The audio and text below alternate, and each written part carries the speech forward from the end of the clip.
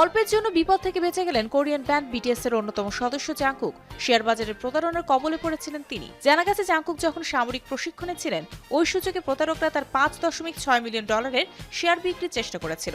জাংকুকের 33,500টি share নতুন একটি অ্যাকাউন্টে স্থানান্তর করেও ফেলেছিল তারা, যার মধ্যে 500টি শেয়ার তৃতীয় পক্ষের কাছে বিক্রি করতে সক্ষম হয়। মূল্য প্রায় $86,000। 2023 সালের ডিসেম্বরে জাংকুক সামরিক প্রশিক্ষণে যান। তার এক মাস পর গত বছরের 6 জানুয়ারি জাংকুকের নামে 3টি ভুয়া অ্যাকাউন্ট খুলে এই জালিয়াতির চেষ্টা করা হয়। এ বিষয়ে গত বছরের মার্চে একটি মামলাও করা হয়। তৃতীয় পক্ষের কাছে বিক্রি হয় ওই 500টি শেয়ার ফেরত চান জাংকুক। সিউলের ডিস্ট্রিক্ট কোর্ট তার পক্ষে রায় দিয়েছে, জানিয়েছেন এটা কোনো বৈধ ট্রান্সফার ছিল না। জাংকুক পরিচয় চুরির শিকার। এ জালিয়াতির পেছনে কাদের হাত রয়েছে তা এখনো জানা যায়নি।